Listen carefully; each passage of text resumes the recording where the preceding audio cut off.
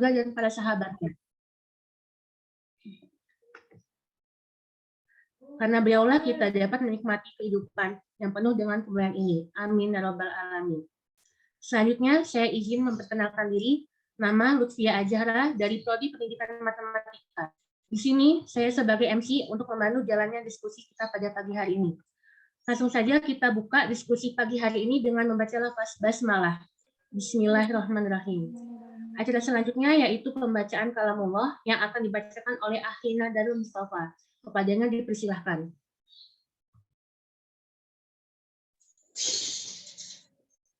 Assalamualaikum warahmatullahi wabarakatuh. Waalaikumsalam warahmatullahi wabarakatuh. Sebelumnya, apakah suara saya terdengar, kawan-kawan? Terdengar. Alhamdulillah, jelas.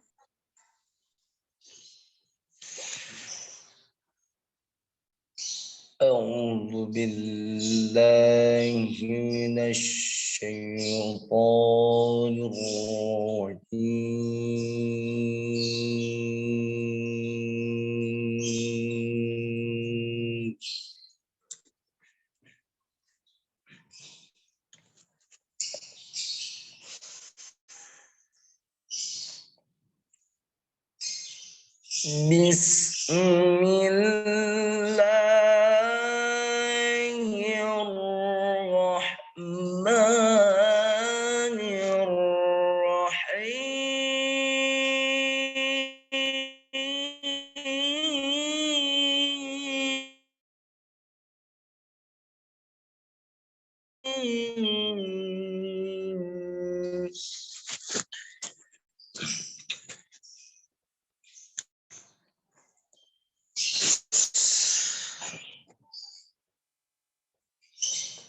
Ya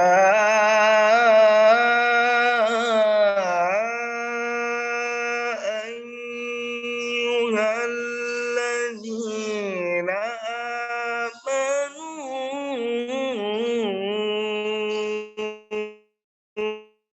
idza qila lakum majalis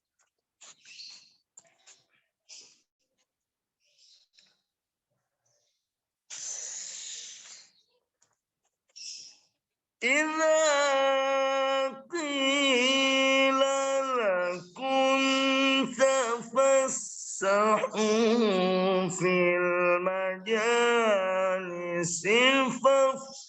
فافسحوا يفسح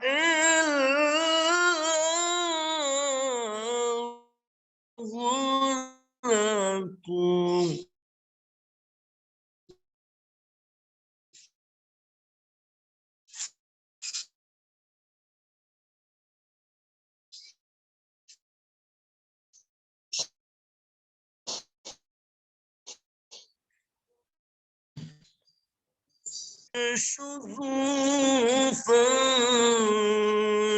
فانشزوا يرفع الله الذين آمنوا منكم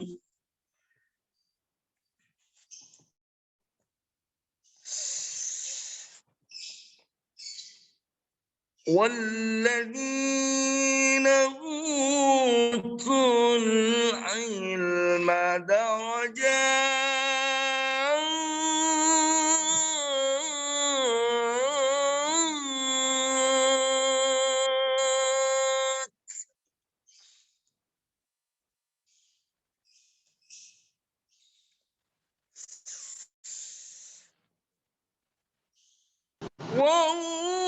والله بما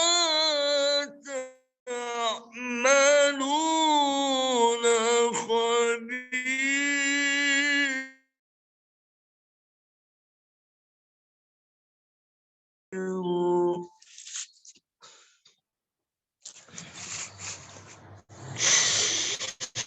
بسم الله الرحمن الرحيم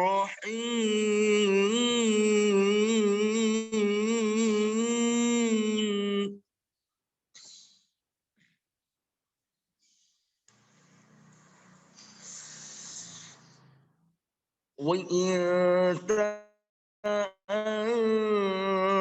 ربكم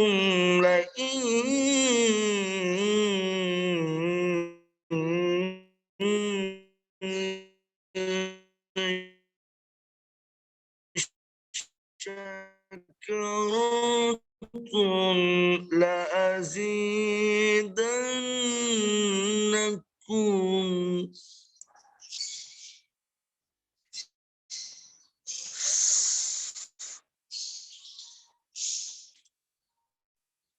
لئن زيدنكم ولئن كفرتم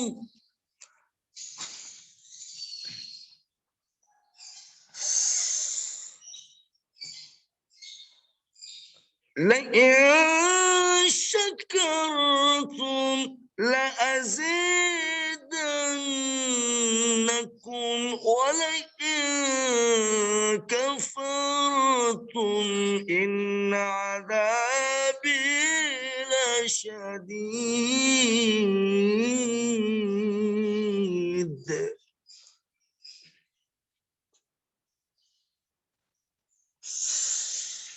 ولئن كفرتم إن عذابي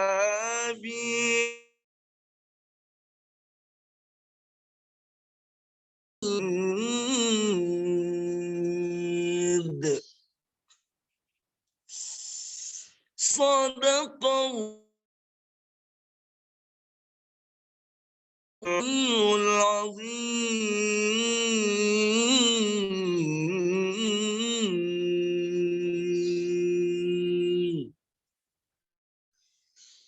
السلام عليكم ورحمة الله وبركاته. Waalaikumsalam warahmatullahi wabarakatuh. Waalaikumsalam warahmatullahi wabarakatuh. Sadaqallahul azim, sadaqallahul azim, sadaqallahul azim. Maha benar Allah atas segala firman-Nya. Semoga yang membaca dan kita yang mendengarkannya mendapatkan keberkahan dari Allah SWT. Amin ya rabbal alamin.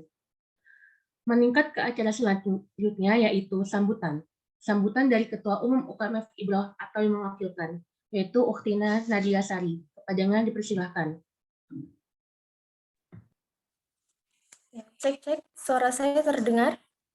Terdengar. Terima kasih MC. Bismillahirrahmanirrahim. Assalamualaikum warahmatullahi wabarakatuh. Waalaikumsalam warahmatullahi wabarakatuh.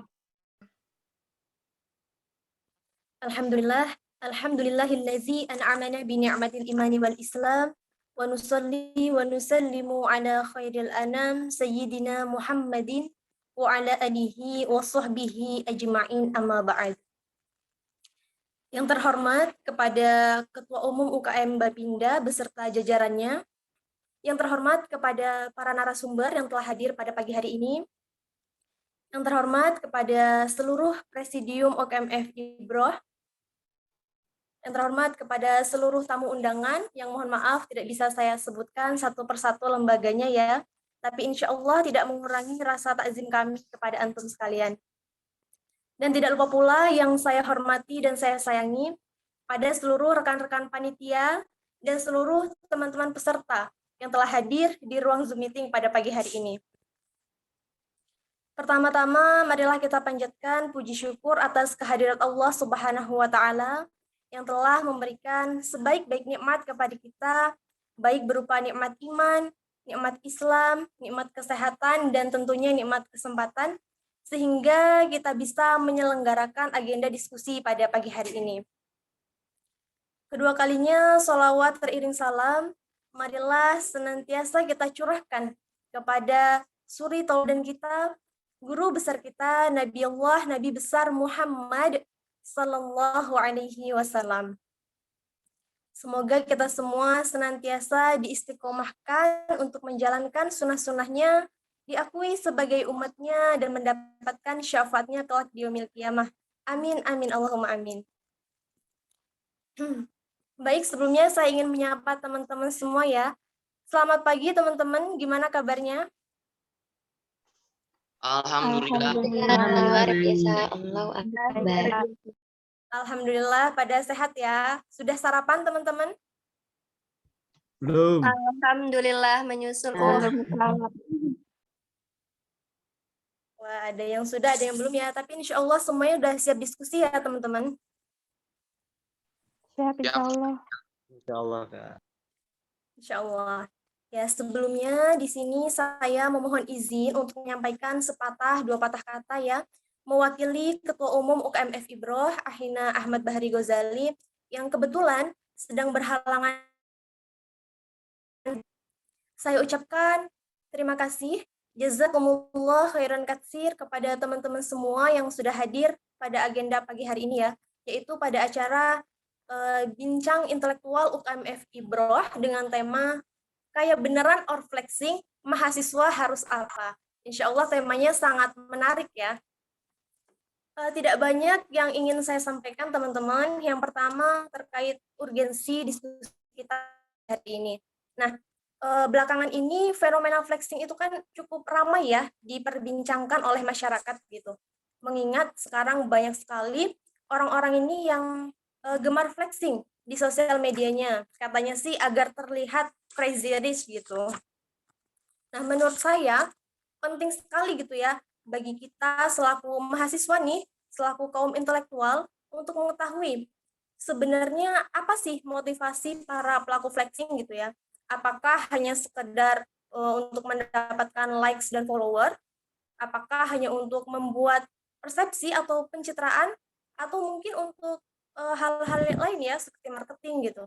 Nah, sebagai mahasiswa nih, menurut saya perlu gitu ya bagi kita ini untuk mengetahui dari berbagai sudut pandang gitu. Jangan sekedar tergiring oleh opini masyarakat.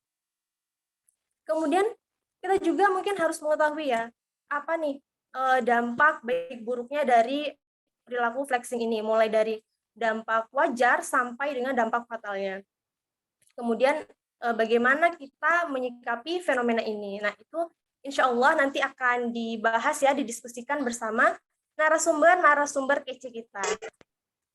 Yang kedua, harapan saya agar teman-teman bisa fokus ya selama diskusi.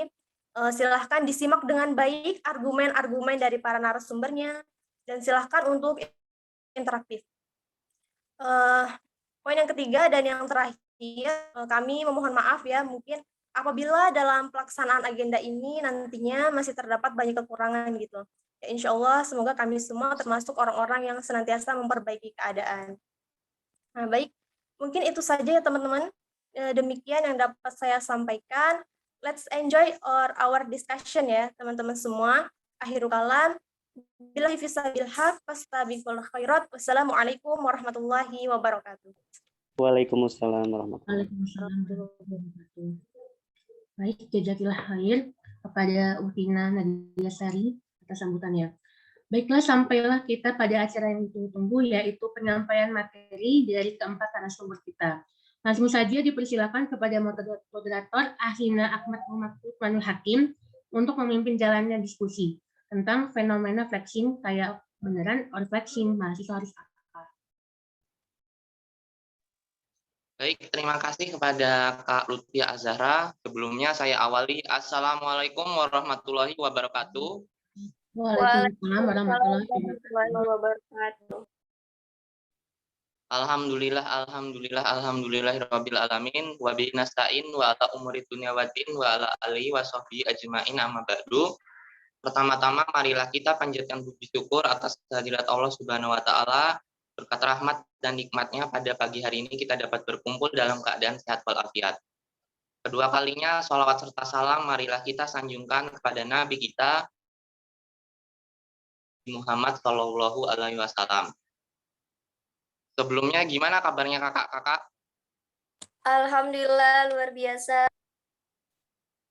Alhamdulillah luar biasa. Allahu Akbar. Luar biasa. Alhamdulillah. Di sini kalau saya ada jargon, kalau saya bilang bincang intelektual, nanti semua peserta jawabnya salam intelektual, oke? Oke. Baik. Sudah paham? Paham, Kak? Sudah. Saya coba ya, 1, 2, 3. Bincang intelektual. Salam Intelektual. intelektual. Masih belum semangat ya. 1, 2, 3. Bincang intelektual. Salam Intelektual. Salam intelektual. Oke, alhamdulillah udah pada semangat. Di sini kita pada pagi hari ini akan membahas tentang bincang-bincang intelektual UKM FIBRO. Dengan narasumber yang pertama itu ada Kak Krisna Aditya Pratama, selaku Ketua Umum Bapinda tahun 2020 sampai 2021. Selanjutnya ada Kak Nur Azizatul Fajriyah, selaku Ketua Dewan Mahasiswa Fakultas Tarbiyah dan Keguruan 2020 sampai 2021. Dan yang narasumber ketiga ada Kak Lisa Oktavia, selaku Ketua Umum UKM Kopma tahun 2022 hingga 2023. Dan narasumber yang keempat ada Kak Intan Rahmawati, selaku Sekretaris Umum UKM FIBRO tahun 2022 hingga 2023. Sebelumnya gimana kabarnya kakak-kakak? Kak Krisna, Kak Lisa, Kak Azizah, dan Kak Intan? Alhamdulillah. Alhamdulillah. Baik, luar biasa. Di sini hari ini kita akan membahas diskusi santai ya teman-teman. Jadi untuk yang awal kakak akan bertanya kepada Kak Krisna Aditya. Jadi gini Kak Krisna, menurut kakak gimana sih definisi dari flexing itu sendiri Kak? Boleh dijelaskan? Oke, sebelumnya apa kabar semuanya? Sehat? Alhamdulillah sehat Kak. Terdengar suaranya ya?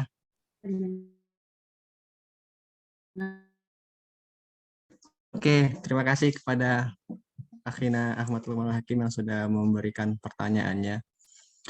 Flexing ya, yang lagi booming sekarang, lagi hype-nya kita perbincangkan. Udah banyak fenomena-fenomena yang udah kita lihat. Beberapa public figure, mungkin kemudian orang-orang yang jadi role model untuk kita semuanya, itu sudah biasa ya, bisa dibilang sudah biasa dengan namanya flexing ini. Jadi flexing ini sebenarnya kalau dari saya pribadi itu menyimpulkan bahwa orang yang melakukan flexing orang yang hampa, orang yang nggak punya apa-apa sebenarnya, dan mereka ini orang yang tidak punya pegangan hidupnya, seperti itu. Jadi mereka tuh pengen mencari yang namanya popularitas, pengen yang namanya dilihat. Yang menurut saya orang-orang flexing ini, yang melakukan flexing ini, dahulunya pernah mengalami masa-masa yang kelam. Jadi dia ini pengen membuktikan, pengen memberikan pembuktian kepada orang-orang yang pernah, mungkin yang pernah menganiaya di zaman dulu. Ini loh saya, dengan semua pencapaian saya bisa membuktikan bahwa saya tidak seperti dahulu. Jadi mungkin yang pernah kita lihat ya, yang pernah kita lihat fenomena-fenomena itu pasti pernah yang namanya mengalami masa-masa yang kelam dahulunya. Jadi seperti itu sih. Terima kasih dari Kak Krisna. Bagaimana tanggapannya dari saudari Kak Lisa Oktavia? Boleh memberikan pendapatnya? Izin terdengar? Terdengar? Oke, baik. Sebenarnya sebelumnya terima kasih banyak Kak Ahmad Lukman Hakim pada kesempatan kali ini. Izin masuk ya teman-teman sekalian dan kakak-kakak sekalian. Izin Kak Krisna mungkin yang lebih senior di sini.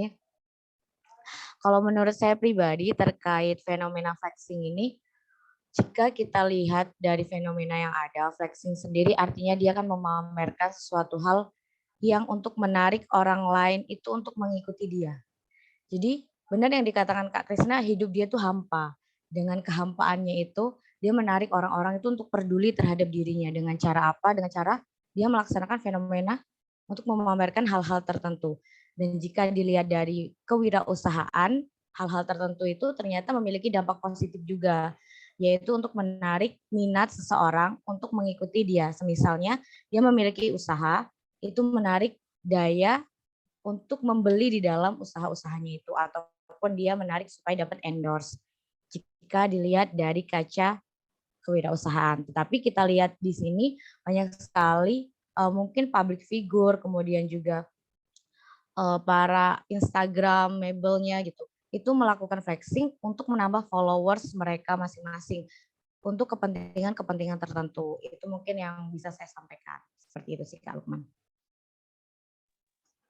Baik, terima kasih dari Kak Lisa. Tadi dari Kak Krisna, kalau orang-orang flexing itu hampa dan ingin perhatian. Tapi kalau dari Kak Lisa, itu juga salah satu strategi menarik marketingnya. Jadi flexing itu bisa positif selanjutnya.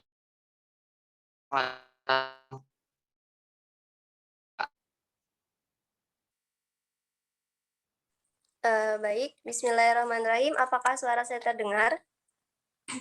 Terdengar Kak. Terima kasih banyak kepada moderator.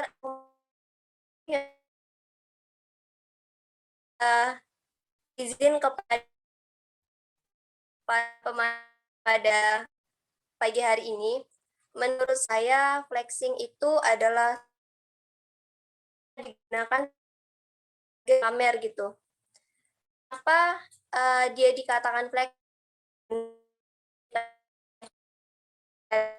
Tadi bahwa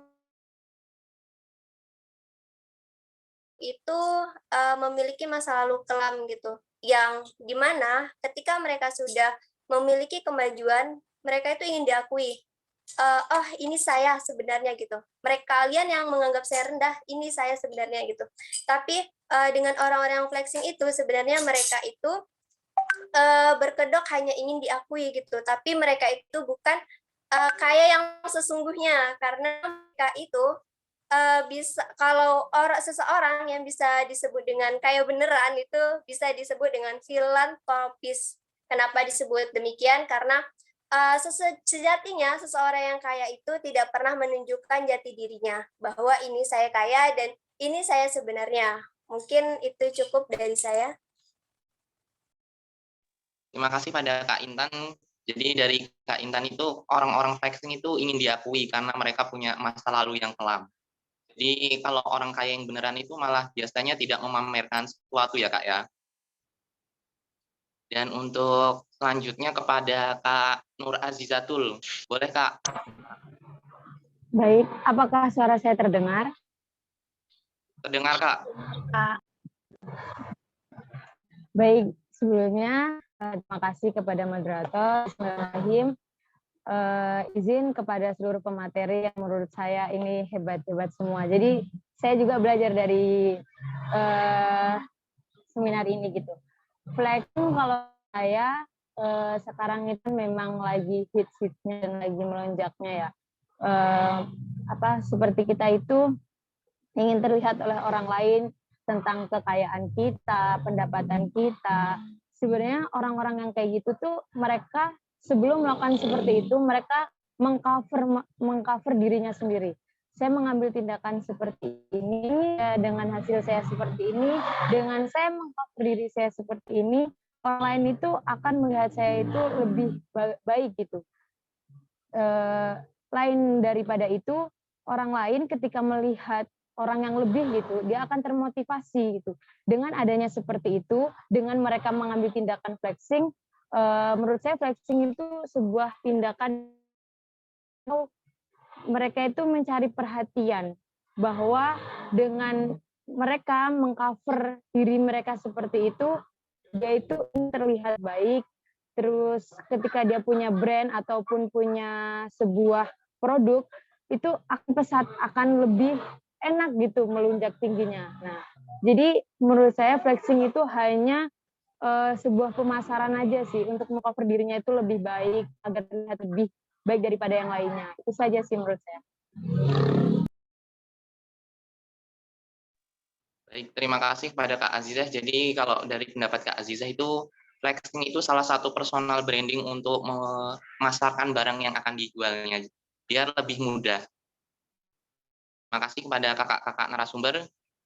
Untuk selanjutnya ini kepada teman-teman peserta. Boleh jika ada pertanyaan yang diajukan, boleh langsung open mic-nya.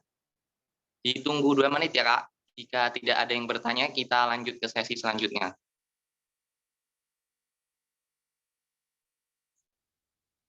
Bertanyanya kepada narasumber siapa saja boleh Kak. Itu 837. Boleh raise hand atau kolom chat juga nggak apa-apa.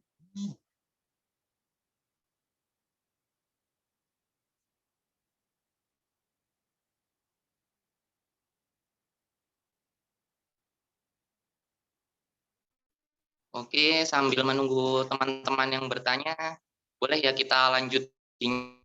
Nah, untuk yang selanjutnya berikan kepada narasumber, kepada Kak Intan Rahmawati. Untuk pertanyaannya, kalau menurut Kak Intan itu gimana sih Kak cara membedakan ciri-ciri orang kaya beneran sama orang yang hanya pura-pura kaya? Itu gimana Kak? Masya Allah, menarik ya pertanyaannya. Kita lihat saja ya, banyak di lingkungan kita yang teman-teman di sini nggak asing ya, pemilik Facebook dan yang memiliki. Nah, dengan kesederhanaan mereka itu mengatakan bahwa dia itu orang kaya gitu. Jadi bisa aku kesimpulan bahwa semakin kaya orang tersebut maka semakin sederhana gitu. Terus juga orang-orang kaya itu mereka selalu pamer dalam tanda kutip yang sok kaya.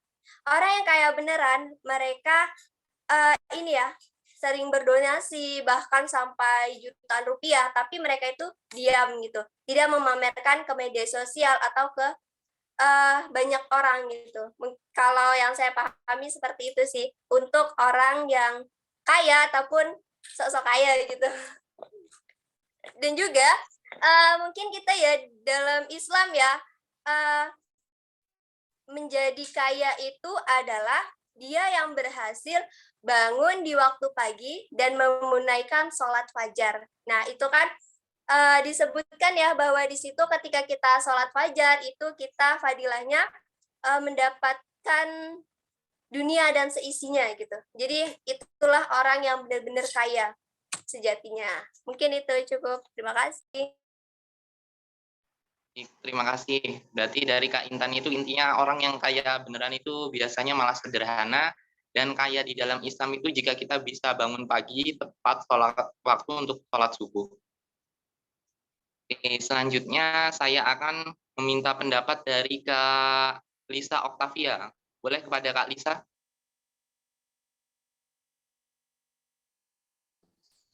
Oke, baik. Menarik ya kita bahas antara orang yang kaya beneran atau nggak kaya nih, cuma pura-pura, istilahnya dia cuma show off aja gitu kan. Nah, kalau menurut saya pribadi ya, untuk orang yang kaya beneran itu adalah tipikal orang yang bisa memanajemen keuangan dia. Manajemen keuangan ini biasanya dia memiliki tabungan, dia juga bisa berperilaku untuk tidak konsumtif. Artinya dia tahu mana yang jadi kebutuhan dia dan mana yang tidak menjadi kebutuhan dia gitu. Mana skala prioritas dan juga mana skala minoritasnya gitu. Nah, terus biasanya orang-orang yang beneran kaya itu dia tuh bukan tipikal orang yang mau pamer barang-barang branded gitu kan. Biasanya orang-orang yang sok kaya itu dia tuh beli tas-tas tuh biasanya bilangnya merek Hermes lah, merek apa yang terkenal gitu kan. Tapi ternyata barang-barang itu aslinya tuh nggak asli original, tapi KW gitu. Biasanya dia beli barang-barang tersebut itu untuk dipamerkan ketika ada arisan atau kumpul sama teman-temannya. Dia pamer, oh ini loh gue tuh bisa beli iPhone 11 Pro Max misalnya, atau beli tas ini loh mereknya Hermes gitu. Padahal tuh itu kadang apa ya, dia sampai kredit-kredit atau bahkan sampai berhutang kepada temennya gitu. Tanpa dia sadari dia tidak bisa memanajemen keuangannya. Itu adalah orang-orang yang flexing ya, maksudnya dia bukan kaya beneran gitu. Tapi kalau untuk orang-orang kaya, dia cenderung sama sih seperti yang dibilang Kak Intan.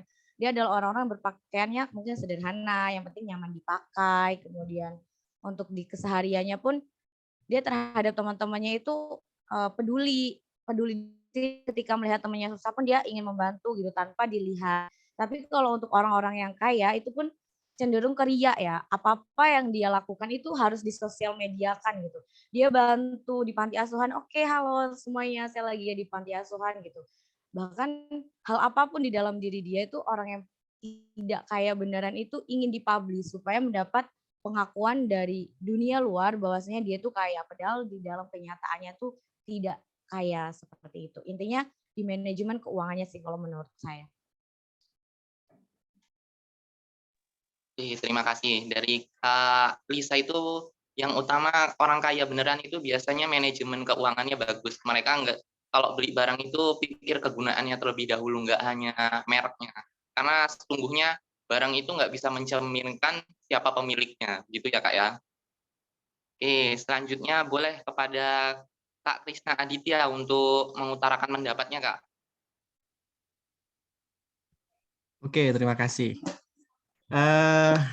Setuju banget tadi sama apa yang diutarakan sama Lisa sama Intan tadi. Sebenarnya orang yang kaya sebenarnya kaya itu, saya mengutip dari YouTube-nya salah satu ini juga yang saya gemari juga, itu Renaldi Kasali. Dia menyebutkan bahwa dalam YouTube-nya yang kaya beneran itu orang kaya yang nggak berisik. Poverty scream but wealth whisper. Jadi orang-orang yang kaya itu orang yang nggak berisik. Jadi cuma dia yang tahu sama keluarganya dia doang yang tahu. Jadi bisa diambil contoh dalam saya kutip dalam YouTube-nya itu, dia pernah dalam satu lokasi dengan orang yang terkaya di dunia. Dengan tampilan yang sederhana, tidak menampakkan bahwa dia seorang yang kaya sedunia. Ketika itu di sebuah pesawat, dan ketika itu dia naik pesawatnya ekonomi. Pesawat ekonomi ya biasa lah ya untuk orang-orang biasa. Biasa kan kelas bisnis dan sebagainya, orang-orang yang high class kan seperti itu. Tapi ketika itu dia dengan pakaian sederhana, kemudian dia naik ekonomi pesawatnya. Dan ketika makan bersama, orang-orang yang ada di sekeliling dia langsung dibayarin tanpa ada omongan apapun. Ketika itu.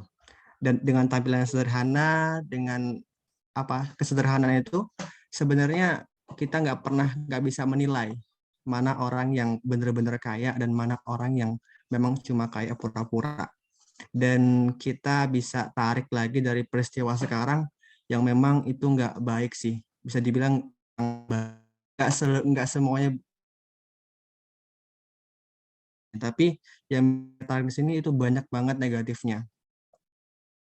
Untuk anak-anak zaman sekarang, terutama buat anak-anak yang memang dalam masa pertumbuhan, itu bisa terekam, bisa yang namanya menjadi contoh yang kurang baik untuk masa depan mereka.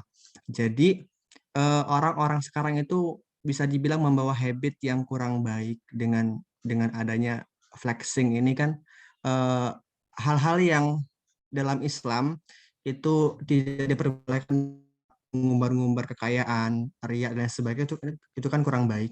Tapi sekarang seolah-olah itu semua seolah-olah bisa baik kelihatannya, bisa lihat seperti baik, tapi itu nggak baik sama sekali. Itu kurang baik untuk bisa kita mengumbar semua kegiatan kita, mengumbar semua kekayaan kita, seperti mengumbar yang lagi tren dulu, yang lagi ATM, isi-isi ATM dan sebagainya, itu kan kurang lah ada.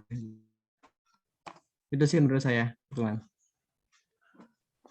Terima kasih kepada Kak Krisna. Jadi intinya dari Kak Krisna itu, kalau orang-orang kaya itu biasanya lebih sederhana. Terus orang kaya itu jarang jauh dari sifat-sifat ria, karena orang kaya sebenarnya itu mereka nggak butuh perhatian dari banyak orang.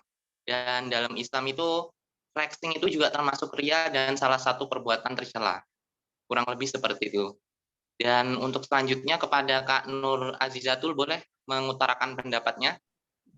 Baik, kalau menurut saya orang yang kaya beneran ataupun orang yang berperan flexing itu ya, kalau kaya beneran tuh menurut saya dia tidak perlu mengumbar dengan dia berpenghasilan sekian, dia mendapatkan sekian, dia melakukan Nah, orang yang kaya benar terus membelikan sebuah investasi, terus menanam modal dan lain sebagainya. Terus orang-orang yang kaya palsu dia lebih membeli pengeluaran. Dalam artian membeli pengeluaran itu yang dimana dia tuh membeli bukan hal yang dibutuhkan olehnya gitu, tetapi hanya untuk dipamerkan semata gitu. Saya pernah melihat salah satu YouTuber gitu, mungkin kalian kenal juga, YouTuber, menurut saya YouTuber ternama banget lah dia. Dengan dia membeli tas Gucci dan lain sebagainya. Tapi di dalam kutipan tersebut, dalam video tersebut, dia ada salah satu percakapan cicilan berapa kali, terus dengan seperti itu. Oh, berarti mereka ini dengan mereka sepertinya kecil gitu, mereka belum bisa membeli tas tersebut dengan brand tersebut dengan langsung gitu, tetapi hanya dengan sebuah cicilan gitu. Berarti kan kaya mereka tuh bukan kaya yang sebenarnya. Terus saya juga melihat beberapa YouTube itu ya, orang-orang yang kaya menurut saya tidak mengenal mereka semua gitu. Yang saya tahu kan orang-orang yang kaya ataupun di YouTuber itu kan seperti Baim Wong, Raffi Ahmad, Juragan 99, terus yang lagi hitsnya itu kan yang udah ketangkap itu kan ya kayak Doni Salman dan lain sebagainya itu kan ya. Nah, itu kan menurut saya orang-orang tersebut tuh tidak masuk nominasi orang yang terkaya sedunia, bahkan di Indonesia pun mereka tidak termasuk. Terus saya searching juga beberapa itu ya. Orang yang kaya beneran dan termasuk golongan orang yang kaya itu yang pertama kali itu dia itu namanya Robert Budi Hartono. Kalian kenal nggak Robert Budi Hartono? Dia yang punya kebun sawit luas, terus habis itu dia punya BCA, dia punya saham di mana-mana, terus setelah itu juga kebun sawitnya itu yang banyak, terus aset dia di mana-mana. Itu orang terkaya. Dia masuk orang terkaya di Indonesia dalam masa 12 tahun. Tidak ada yang bisa menggantikan kekayaan dia selama 12 tahun berturut-turut. Nah, terus apakah Raffi Ahmad termasuk? Apakah Taulani TV termasuk? Apakah dan lain sebagainya Baim Wong termasuk? Kan enggak. Kita tidak tahu. Dengan seperti itu mereka hanya berdiam saja kan, dan kita tidak terkenal, kita tidak mengenal dia. Seperti orang-orang yang kayak punya Trans TV, Khairul Tanjung gitu kan. Yang ada Khairul Tanjung itu yang membayar Raffi Ahmad, Khairul Tanjung itu yang membayar Baim Wong, seperti loh. Sedangkan mereka yang menggembor-gemborkan hanya mereka sultan, mereka crazy rich dan lain sebagainya. Nah, itu sebenarnya orang-orang yang kaya beneran. Kita tidak tahu gitu loh. Nah, dan sekarang itu yang salah digunakan, itu orang-orang yang terkenal adalah orang-orang yang flexing. Dia tidak mengcover bahwasanya diri mereka memang benar-benar nyata seperti itu, tidak gitu. Yang ada mereka mempublishkan sebuah kebohongan gitu, bahwasanya mereka hanya ingin mempamerkan, hanya ingin mempublikasikan, ingin terlihat wow di mata orang lain gitu kan. Seperti apa ya, contohnya Doni Salman. Doni Salman itu kan udah kayak menggunakan uangnya yang tidak harusnya dia gunakan gitu kan, banyak sekali. Tapi banyak sekali di TikTok dan lain sebagainya tuh Doni Salman orang yang baik dan lain sebagainya, suka membagi hartanya dan sini. Itu dia mengcover dirinya agar ketika dia nanti kayak sekarang ini di penjara, dia bisa dipertimbangkan oleh hakim, dia bisa kayak dibebaskan dan sebagainya, pertimbangan ada nilainya. Beda kayak siapa satu lagi tuh selain Doni Salman, siapa yang crazy rich satu lagi? Kenska. Nah iya, dia kan kayak murah banget dan sebagainya, karena dia itu memang mengcover dirinya dari awal dia sombong gitu, beda dengan Doni Salman. Nah seperti itu sih. Kita itu kalau misalkan orang-orang yang kaya sekarang tuh dia tidak pernah mempublikasikan bahwasanya saya kaya, saya sebagainya. Dia hanya terdiam, hanya memikirkan nanti generasi saya ke depannya seperti apa. Saya tidak mau bahwasanya nanti keturunan saya dan sebagainya itu susah seperti saya. Nah, beda halnya dengan orang-orang yang sekarang kayak YouTuber yang ingin terkenal itu, dia udah mengcover bahwasanya nanti keturunannya bakal seperti itu gitu loh. Itu aja sih menurut saya. Terima kasih moderator. Terima kasih dari Kak Aziza. Jadi dari Kak Aziza itu orang kaya beneran itu mereka malah sibuk berinvestasi untuk generasi selanjutnya dan jarang memamerkan kekayaannya. Kayak orang terkaya 12 tahun di Indonesia itu ibarat tinju dunia itu udah nggak terkalahkan dia, 12 tahun coba.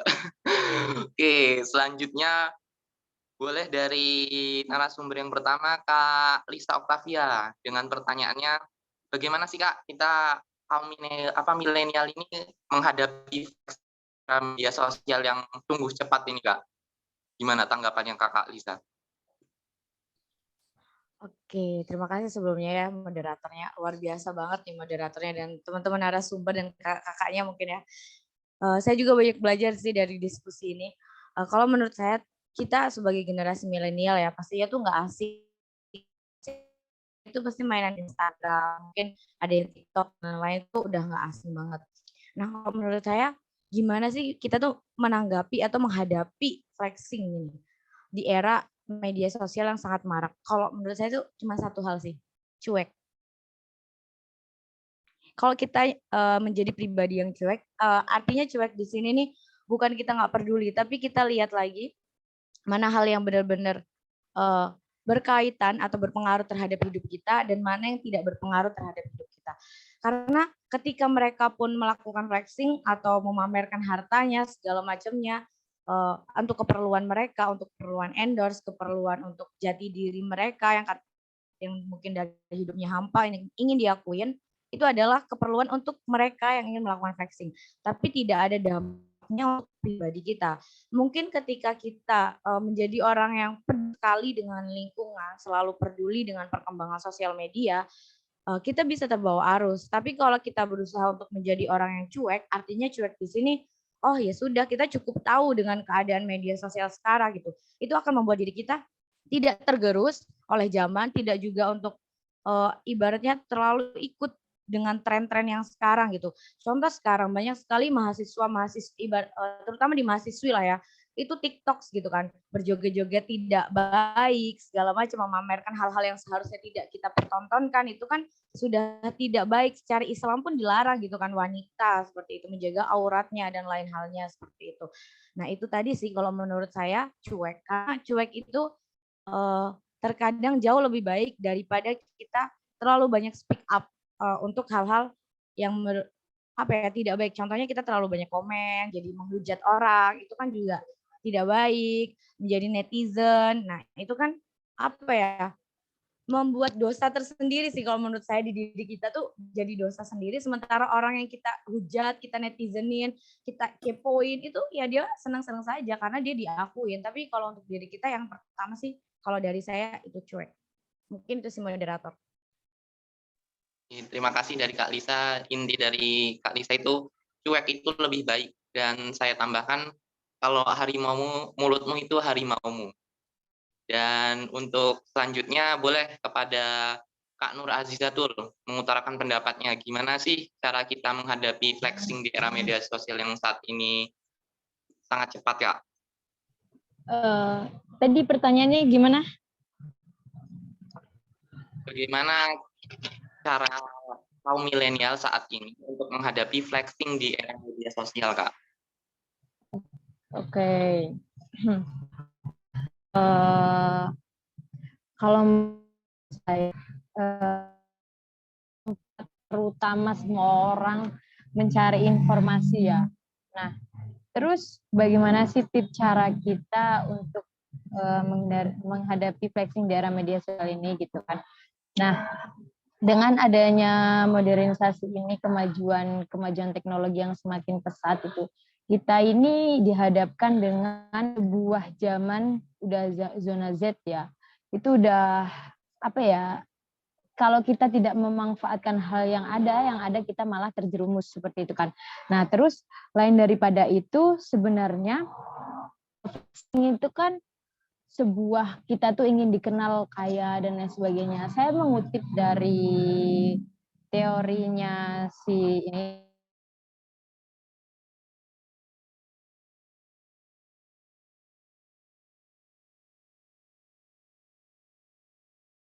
jurnal 2028 berkan % orang itu lebih menginginkan membeli mobil yang bagus, tetapi semua orang lebih ingin berteman dengan orang-orang yang punya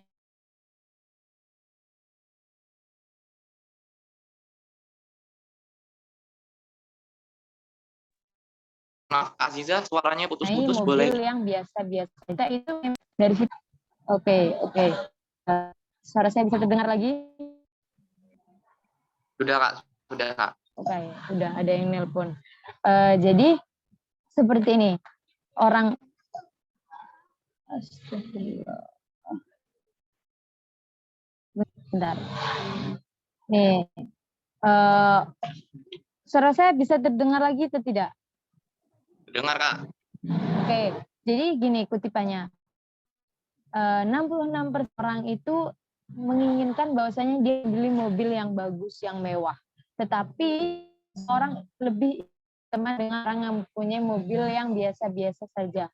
Nah, dari kutipan tersebut saya langsung kayaknya tuh, memang ya keinginan kita itu lebih tinggi. Tetapi kita memang dihadapkan dengan orang-orang yang keinginan apa sih, situasi yang lebih kayak ibaratnya dengan zaman yang sekarang itu kan nongkrong harus di coffee shop, terus habis itu pakaian kita harus mewah, apalagi yang cewek khususnya ya, make up kita harus cetar membahana, terus di mana kita harus glow up dan lain sebagainya. Orang itu harus melihat kita itu wow gitu, tanpa harus kita itu berpakaian ataupun apa adanya aja gitu loh. Sedangkan kita tidak tahu gitu kan bahwasanya memang kita itu ekonominya biasa saja, terus habis itu terus kebutuhan kita seharusnya bukan seperti itu. Nah, dengan seperti itu kan kayak teman dan lain sebagainya itu tuh lebih kayak lebih takut gitu deket dengan kita. Tapi lain daripada sisi itu, teman itu ada juga yang iri, dengki dan lain sebagainya terhadap kita gitu kan. Nah, dengan seperti itu kalian tuh dihadapkan dengan media sosial yang sekarang, lebih baik kita itu mencari sebuah topik-topik yang memang yang sedang kita butuhkan. Jauhi yang tidak kita butuhkan, terutama juga lingkungan, tidak hanya media sosial yang berpengaruh, lingkungan itu berpengaruh sekali terhadap kalian. Kalau misalkan lingkungan kalian memang orang-orangnya baik, terus habis itu tidak terlalu hedonis dan lain sebagainya, tidak memamerkan kekayaan mereka, itu malah yang terutama. Kalau media sosial kan menurut saya kalian itu bisa kayak ibaratnya mencerna lagi, mengevaluasi, ini hanya media sosial aja, ini hanya ini aja. Itu kalian mengikuti kayak tren outfit yang sekarang, yang zaman sekarang itu yang lagi hits-hitsnya ya, untuk khususnya kaum wanita itu kan ya. Tetapi apakah dengan seperti itu saya pantas gitu kan? Apakah itu saya layak seperti itu kan? Ya itu memang semua itu hak kalian masing-masing. Tapi dengan kalian seperti itu, dengan kalian menghedoniskan diri kalian seperti itu, nah itu kan nggak semua orang itu akan berpikiran baik terhadap kalian gitu kan. Walaupun memang kita di sini hidup itu kita tidak perlu mengabaikan pemikiran orang lain, kita tidak perlu mendengarkan omongan orang lain, kan enggak sih.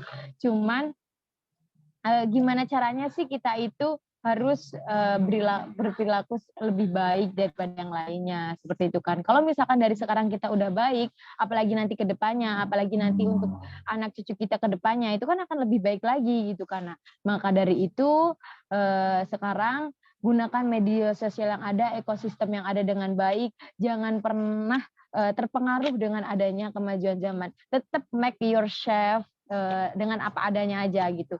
Jangan menjadi yang seperti apa sih, kayak kalian tuh nggak seperti itu gitu loh.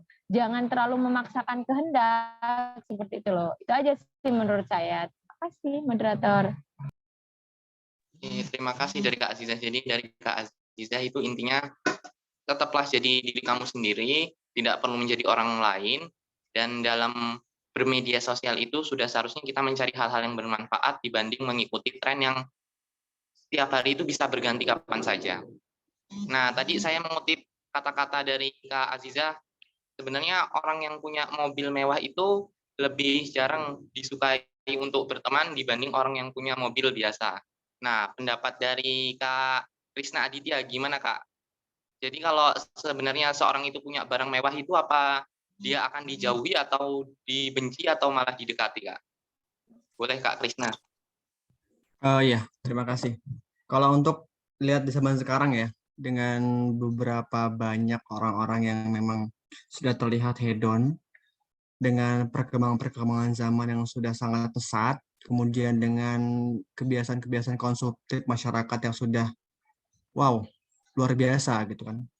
Jadi kalau misal dibandingkan dengan orang yang mempunyai mobil mewah dan orang yang punya mobil biasa aja, itu kalau dilihat dari sisi sekarang pastilah orang lebih melihat ke orang yang punya mobil mewah. Karena ya bisa ngedongkrak dia juga gitu. Tapi kalau misalnya dilihat dari sisi yang lain, sebenarnya bisa kita filter juga. Jadi nggak harus yang namanya kita berteman dengan orang-orang yang memang punya barang-barang mewah. Toh kita belum tentu gimana sifat asli dan sebagainya, itu mungkin coba bisa mengcover aja, mengcover dirinya. Sebenarnya mereka tuh remah, mereka tuh nggak punya apa ya, nggak punya tameng yang bisa jadi pegangan mereka. Jadi mereka itu cuma bisa mengandalkan barang-barang mewah mereka untuk menarik perhatian orang. Jadi untuk kita sebagai seorang mahasiswa, untuk lebih bisa memfilter lagi, benar tadi kata Mbak Andra Aziza tadi, untuk bisa memilih circle dari yang ada di kampus, kemudian yang ada di lingkungan masyarakat kita, itu bisa berpengaruh besar untuk kita. Karena habit itu bisa dibangun dari masyarakat juga, dari lingkungan kita sendiri. Semakin baik kita mendapat sebuah circle, maka kita juga ikut baik. Dalam apa ya? Dalam kisah kan kita sudah sering dengar pasti. Kalau kita berteman dengan orang wangi, pasti kita akan ikut wangi. Tapi kalau kita berteman dengan orang-orang yang memang suka kotor-kotoran, suka yang sebagainya, pasti kita ikut kotor juga. Jadi kita lebih bisa memfilter dari media sosial, terutama kan bisa ya sekarang TikTok, Instagram dan sebagainya, itu bisa kita filter. Mana FYP yang bisa muncul di TikTok kita, mana yang akan muncul di Instagram, itu kan tergantung dari kita sendiri yang bisa memfilternya masing-masing. Jadi dan satu lagi, kita lebih kepada merasa cukup tadi. Merasa cukup dengan apa yang kita punya, menjadi diri sendiri. Jangan pernah menjadikan apa ya, perkembangan yang orang miliki itu jadi kacamata buat kita. Jangan pernah kita melihat yang memang boleh kita melihat perkembangan orang dan menjadi motivasi buat kita. Tapi jangan pernah kita jadi untuk ikut dengan itu semuanya, karena mereka mungkin dari kalangan orang-orang kaya ya, yang memang udah kaya dari dulunya, itu mereka bisa melakukan itu. Tapi kembali ke kita dari orang yang biasa-biasa aja, ya sewajarnya aja, secukupnya aja gitu. Apa yang kita mampu, apa yang kita bisa, jangan pernah memaksakan kehendak, karena bisa jadi itu jadi bikin bumerang buat kita sendiri, bikin capek, bikin jadi masalah buat kita sendiri. Banyak kan sekarang orang-orang yang tadi kata Mbak tadi benar juga, yang lebih daripada harus beli kontan hanya untuk biar terlihat ngikutin zaman dan lain sebagainya. Itu kan yang namanya bisa nyusahin diri sendiri, terutama kaum hawa nih ya. Kaum hawa kan wow, dengan mengikuti banyak sekali tren, harus memperjuangkan, harus bisa apa ya, jadi korban jadi ujung-ujungnya gitu ya. Gitu sih Ahmad Hakim. Terima kasih Kak Krisna. Jadi dari Kak Krisna itu, pilihlah circle pertemanan yang baik dan hiduplah dengan sesuai kemampuan Anda tanpa berusaha nyicil untuk barang-barang branded. Untuk selanjutnya kepada Kak Intan, jadi pertanyaannya saya ambil dari perkataan Kak Krisna. Gimana sih menurut Kak Intan itu sebagai mahasiswa kita memilih circle pertemanan? Boleh ciri-cirinya, boleh kriterianya, boleh Kak Intan. Oke, bismillah. Memilih circle ya. Tentunya itu kita nggak asing lagi bahwa kalau kamu ingin melihat jati diri kamu, lihat dulu 5 teman terdekat kamu ya. Bagaimana pola mereka, bagaimana mereka bersikap. Nah, itulah sejatinya diri kita gitu. Nah, mengenai tadi tentang circle, sebenarnya ya, kita itu mampu memberi efek baik kepada mereka atau mereka yang menjadikan kita buruk gitu. Itu 2 pilihan sih sebenarnya. Nggak melulu yang salah itu teman kita. Bisa jadi kita, kenapa kita yang sejatinya banyak yang bilang, semenjak aku temenan sama dia kok aku seperti ini gitu, kok aku nggak memiliki kemajuan atau akhlakku kok malah nambah turun gitu. Sebenarnya kita harus koreksi dulu kepada diri kita. apakah kita yang mengikuti arus mereka atau mereka itu mampu menjadi baik dari kita gitu. Sebenarnya itu sih. Dan tadi ya menanggapi yang media sosial, benar kata narasumber tadi bahwa kita itu harus memfilter itu media sosial yang kita karena apapun yang masuk ke dalam pikiran kita itu pasti akan menjadi bumerang buat kita. Misalnya sepertinya gini, si A itu terlihat tampilannya bagus karena membeli branded begini-begini. Terus kita berpikir, bagus ya dia itu, apakah saya bisa mengikuti seperti dia gitu. Sebenarnya kita itu hidup itu harus punya pendirian gitu. Jangan hidup itu kayak diatur sama mereka gitu. Sebenarnya kita itu hidup sederhana dengan cukup, dengan ketenangan itu sudah lebih dari cukup. Kalau misalnya kita mengikuti gaya dari mereka gitu, kita yang terbebani, malah kita yang stres. Bukannya kita bahagia berada di posisi tersebut, malah kita yang stres gitu. Wah, gimana besok harus seperti ini gitu. Untuk memilih circle sendiri, tentunya tanpa dijelaskan juga ya, teman-teman sudah tahu ya. Di sini aku ingin bertanya sama teman-teman, sebenarnya kebanyakan dari kita yang mengikuti arus, apa teman-teman kita yang mengikuti arus dari kita? Kita yang mengikuti arus.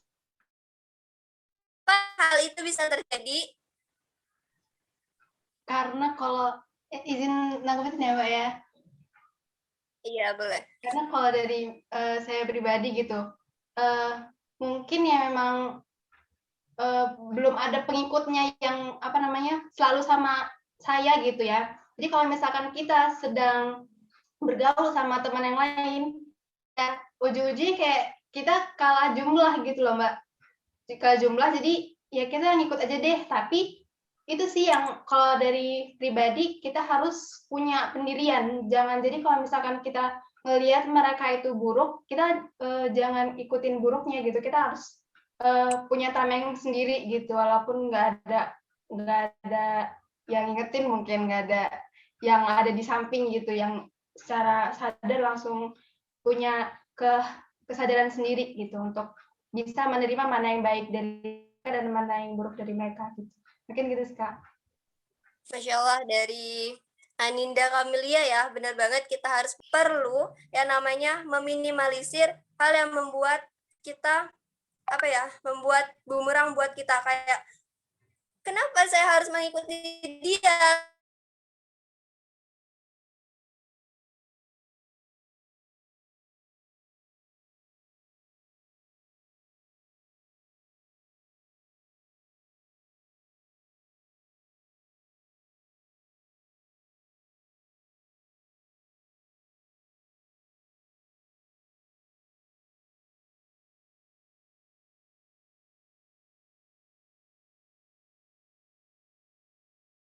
Di beberapa minggu ini bahwa investasi itu ditarik dengan cara personal brandingnya mereka melalui flexing. Nah, dari flexing itu mereka banyak melakukan penipuan. Nah, bagaimana tips dari Kak Lisa untuk memilih investasi ataupun penawaran dari para penyedia jasa itu agar kita sebagai mahasiswa tidak tertipu, Kak?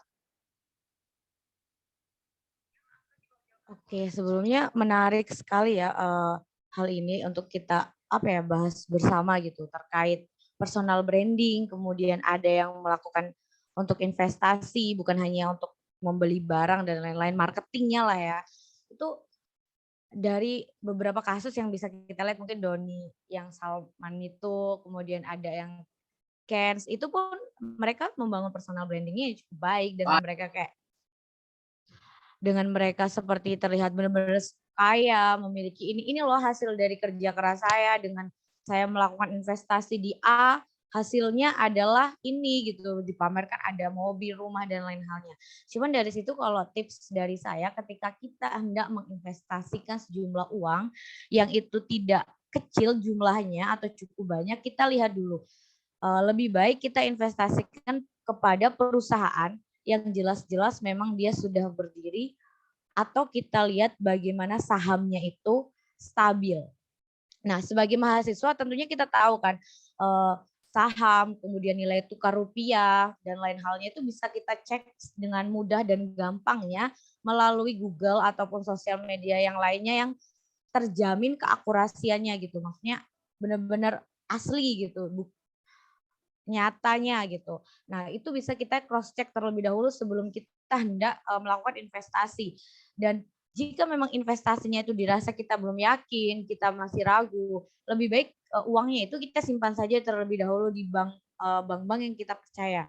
Tetapi ketika memang kita hendak melakukan usaha atau investasi, carilah benar-benar investasi yang nilai saham atau sahamnya itu stabil ataupun tidak dalam masa yang gonjang-ganjing, ataupun jangan tergiur oleh orang-orang yang kaya gitu. Tapi kita telusuri perusahaannya itu apa, bagaimana status hukumnya, apakah dia legal atau dia ilegal. Karena status hukum perdirian suatu perusahaan itu cukup penting untuk sebelum kita melakukan investasi.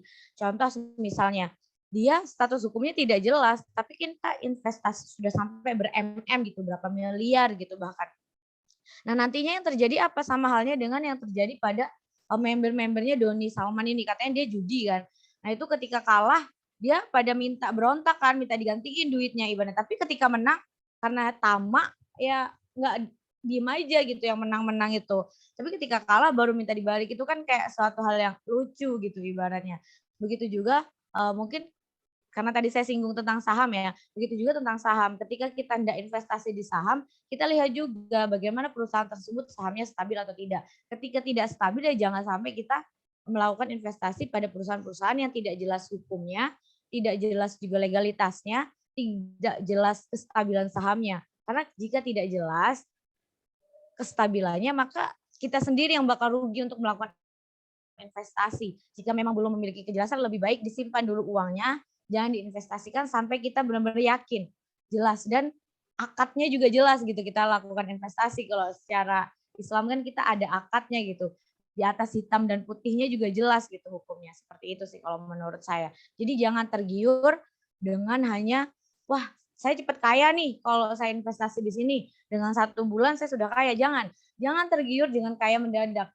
Kalau kata pepatah itu, kerja keras kita tuh tidak mengkhianatin hasil gitu. Jadi lebih baik kita dapat keuntungan yang minim, kemudian tapi secara bertahap dan terus-menerus, daripada kita kayak buru-buru atau mendadak, tapi setelah itu ternyata kayaknya tuh zonk gitu, hanya kaya sesaat, setelah itu udah nggak kaya lagi. Karena apa? Karena kita tertipu itu tadi. Dan rata-rata mindset seseorang itu lebih suka kaya duluan gitu. Oke lah, saya kasih modal 1 juta. Oke, dalam 3 bulan balik nih jadi 100 juta. Oke, seneng. Oke, besok lagi saya investasi lagi tambah 100 juta deh biar cepet. Ujung-ujungnya apa coba? Sampai jual rumah, jual tanah. Demi supaya uangnya cepet gitu. Berinvestasinya menggandakan keuangannya cepet. Ternyata itu adalah trik atau strategi marketing personal branding yang dibangun oleh penipu-penipu tadi itu gitu. Ya oknum-oknum lah, kita katakan oknum-oknum untuk meraup keuntungan dari kita yang masih belum paham terkait investasi. Jadi mungkin seperti itu, ditelusuri terlebih dahulu sebelum melaksanakan investasi, tidak hanya untuk cepat kaya, tapi dilihat legalitas hukumnya. Seperti itu sih Kak. Mungkin dari kakak-kakak yang lainnya lebih lebih paham lagi terkait hal itu, bisa berbagi sharing lah nantinya. Baik, terima kasih pada Kak Lisa. Jadi untuk sebelum berinvestasi kita itu harus menelusuri dulu apakah perusahaannya udah legal dan akadnya bagaimana, serta jangan tergiur dengan keuntungan yang mudah menjanjikan dengan keuntungan yang besar. Nah, dari Kak Krisna sendiri nih, boleh Kak menanggapi dari pertanyaan tadi Kak? Iya.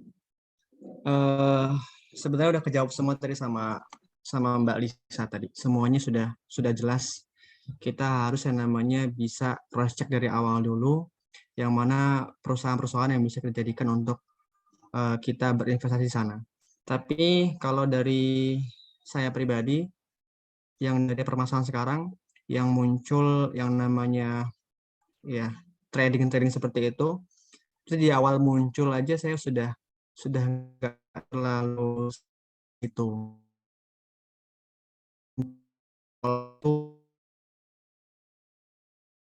Kayak nggak wajar aja gitu. Tapi saya nggak menjudge semua platform trading itu nggak baik ya. ada juga beberapa platform trading yang memang sudah diakui oleh OJK, yang memang sudah lulus dari segala macam persyaratan-persyaratan. Tapi yang bisa kita lihat dari sekarang itu bisa jadi apa ya? Itu saya pribadi, saya nggak terlalu yang namanya bisa untuk masuk ke yang namanya sistem seperti itu. Kalau dari saya pribadi lebih memilih untuk yang ini aja, yang sudah pasti, yang sudah jelas, yang sudah ada wujudnya. Itu kan istilahnya kan itu kan dalam suatu dunia virtual memang kita nggak tahu itu yang namanya virtual ya, itu bisa diedit, bisa di yang lain sebagainya, kita nggak tahu ya. Sebagai buktinya kan banyak orang-orang tertipu dengan adanya cara yang memang dianggapnya bisa membawa keuntungan yang secara cepat tadi. Kalau dari saya pribadi, saya lebih memilih untuk yang sudah jelas, yang sudah pasti, yang sudah ada wujudnya, sudah legal perusahaannya, dan kalau perlu kita investasi pribadi aja. Kita buka usaha, kita buka apa, dagang apa gitu kan bisa juga kan, dengan cara yang memang sudah benar halalnya, sudah pasti uangnya, sudah pasti untuk pendapatan untuk kita juga. Dan juga jadi masalah juga ya mungkin orang-orang sekarang mungkin kenapa bisa yang namanya mereka itu ikut dalam arus seperti itu, mungkin karena tekanan sosial tadi ya, dengan tuntutan gaya hidup dan segala macam kebutuhan masyarakat yang memang kita ketahui sekarang memang sangat melonjak sekali, kebutuhan-kebutuhan mereka mungkin yang tidak bisa lagi mereka penuhi, jadi mereka tidak ada pilihan lagi, dengan mau tidak mau mereka harus yang namanya punya dana dengan cepat tadi. Sebenarnya ketergantungan tadi yang bisa apa ya, dua hal yang memang harus dijaga lagi ya, dengan konsumtif tadi, kemudian dengan pemasukan kita tadi, itu nggak selaras gitu loh. Kita dengan perilaku yang konsumtif, dengan segala macam produk-produk baru itu kita update, kemudian kita beli gitu aja, tapi kita nggak mikirin gimana sebenarnya pendapatan dari kita sendiri. Jadi harus lebih tahu diri lagi untuk boleh kita ngikutin yang namanya perkembangan-perkembangan, tapi harus lebih melihat gimana sih kita mampu nggak sih untuk seperti itu, kita bisa nggak sih untuk seperti itu. Jadi harus lebih berkaca diri lagi untuk ngikutin segala macam tren-tren sekarang yang bisa membawa negatif ataupun positif tadi ya. Itu sih Lukman. Terima kasih Kak Krisna. Jadi inti dari Kak Krisna itu jangan sampai kita lebih besar pasak daripada tiang. Jadi pendapatan kita nggak seberapa, tapi gaya hidup kita mewah, nggak mencukupi.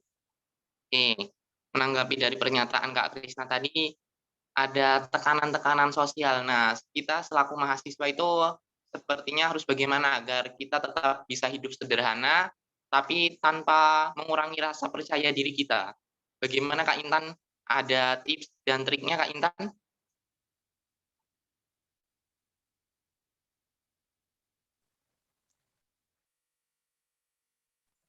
Baik, bismillah ya. Tips and trick kita menghindari tekanan sosial.